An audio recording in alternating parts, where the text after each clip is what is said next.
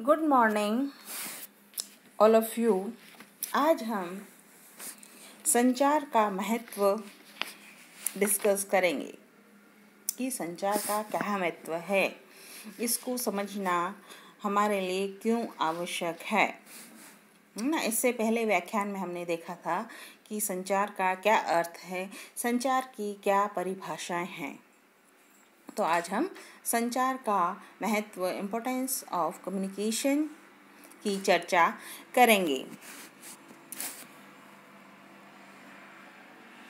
अगर संचार नहीं होगा तो हम किसी भी विचार को, किसी भी तथ्य को, किसी भी समाचार को दूसरे व्यक्ति तक नहीं पहुंचा सकते हैं। संचार ही एक माध्यम है जिसके द्वारा हम जो है ना, हमसे मतलब व्यक्ति जो है वो अपने विचार, अपने भावनाओं को दूसरे व्यक्ति तक प्रेषित कर सकता है।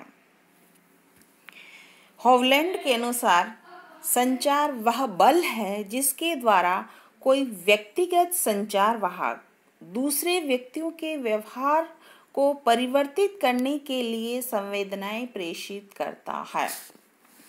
हॉलैंड जो है वो क्या कहते हैं, उनकी दृष्टि में संचार क्या है? संचार वह बल है, एक फोर्स है जिसके द्वारा कोई व्यक्तिगत संचार, इंडिविजुअल कम्युनिकेशन जो है, पर्सनल कम्युनिकेशन जो है, वो दूसरे वाहक को, दूसरे व्यक्ति को उसके व्यवहार परिवर्तित करने के लिए अपनी संवेदनाएं जो है वो प्रेषित करता है। आई बात समझ में? संचार वह बल है जिसके द्वारा कोई व्यक्तिगत संचार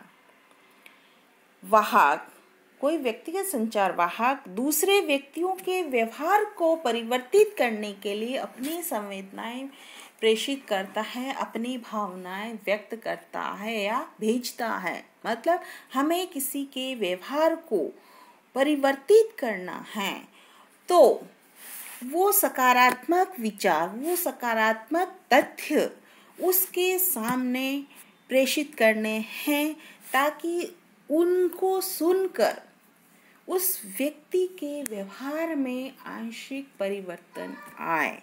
तो यह जो है वो एक बल है। हॉलैंड ने क्या कहा, एक बल है जिसके द्वारा हम दूसरे व्यक्ति के व्यवहार को परिवर्तित करने के लिए उसको भेजते हैं या इसका जो हम प्रयोग करते हैं, है ना। तो सामुदायिक विकास के कार्यक्रम जो हैं या प्रसार शिक्षा के कार्यक्रम जो हैं उनमें संचार का विशेष महत्व होता है, क्योंकि उन कार्यक्रमों के द्वारा हम एक जन समूह को जो विचार है वो एक जन समूह तक जो है नया ज्ञान जो है वो हम पहुंचाने का कार्य करते हैं। प्रभावशाली संप्रेषण के माध्यम से समुदाय विशेष में जन समूह को उनकी आवश्यकताओं, उनकी समस्याओं को महसूस कराया जाता है, एहसास कराया जाता है ना। इफेक्टिव कम्युनिकेशन के द्वारा जो है वो किसी भी समुदाय को उनकी जो मूल समस्याएं हैं उन समस्याओं को उनको महसूस कराया जाता है। और कम्युनिकेशन के माध्यम से ही नित नई जो भी वैज्ञानिक, प्रौद्योगिकी या तकनीकी जानकारी है उन जानकारियों का प्रसारण जो है वो कम्युनिकेशन के माध्यम से ही किया जाता है। जब तक हम उनका प्रसारण नहीं करेंगे संचार के द्वारा, तब तक उस नई तकनीक का, उस नई विधि का कोई सार्थक उपयोग नहीं होता है। तो इसके लिए हम कम्युनिकेशन का प्रयोग करते हुए या कम्युनिकेशन के माध्यम से प्रसार करने का जो है वो कार्य करते हैं।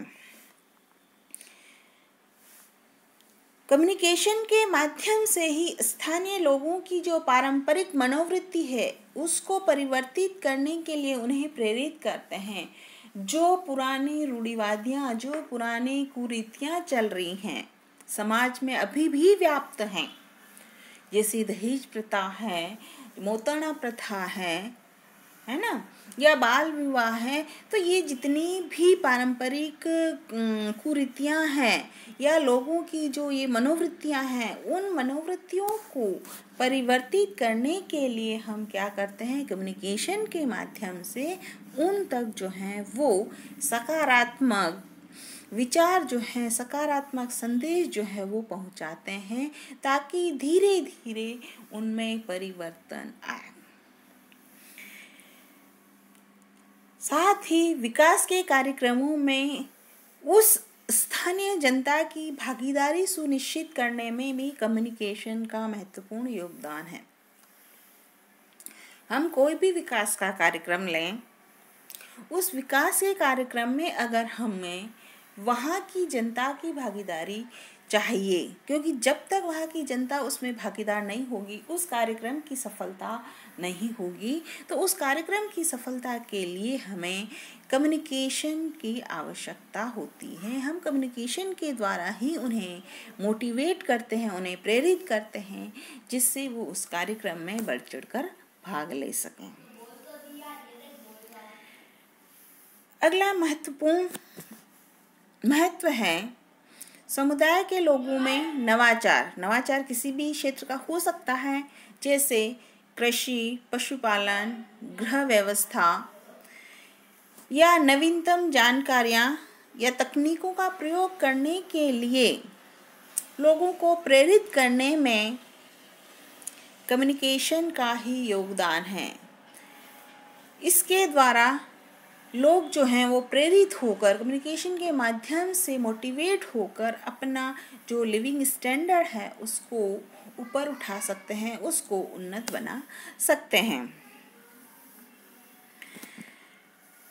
अगला महत्व है किसी व्यवसाय के सफल संचालन के लिए, हमें कोई भी व्यवसाय करना है, उसको अच्छे से चलाना है, तो उसके लिए बाहरी एवं आंतरिक पक्षों में निरंतर संपर्क बनाए रखने के लिए भी संचार आवश्यक है ना।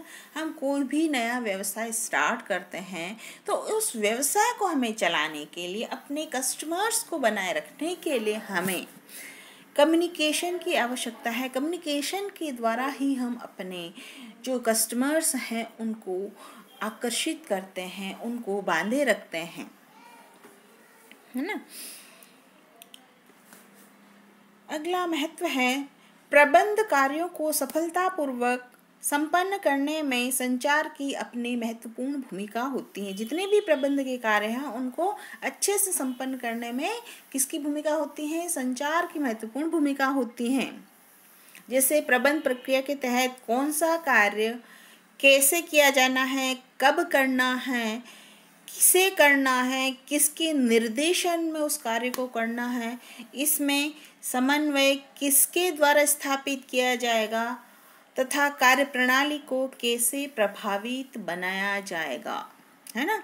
ये जो प्रबंध प्रक्रिया है, इसके अंतर्गत ये जो स्टेप्स हैं, क्या स्टेप्स हैं, कौन सा कार्य कैसे करना है, कब करना है, किसे करना है, किसके मार्गदर्शन में करना है, और उसमें कोऑर्डिनेशन है, उसमें समन्वय है जो किसके द्वारा बिठा जाएगा, और उसकी कार्य प्रणाली को कैसे और ज़्यादा प्रभावशाली और ज़्यादा इफेक्टिव बनाया जा सकता है, उसमें किसकी आवश्यकता होती है, कम्युनिकेशन की आवश्यकता होती है ना। संचार के द्वारा मानवीय संबंधों की स्थापना होती है, यानी संचार के माध्यम से प्रबंधक कार्यकर्ता तक अपने संदेश को पहुंचाता है और कार्यकर्ता प्रबंधक तक अपनी शिकायत या अपनी जो कमी महसूस कर रहा है उस कमी को उस तक पहुंचाता है। तो इस प्रकार दोनों के मध्य कोऑर्डिनेशन या समन्वय जो है वो कम्युनिकेशन के द्वारा ही बना रहता है ना।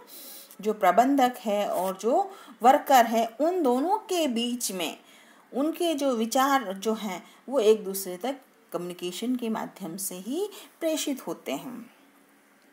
संचार के माध्यम से कार्य की सफलता असफलता का हम पूर्व अनुमान लगा सकते हैं कि हमारा जो कार्य है वो हमें कितना प्रतिशत सफलता प्राप्त करेगा और कितना असफलता मिलेगी, इसकी हम पहले से ही महसूस कर सकते हैं, अनुमान लगा सकते हैं।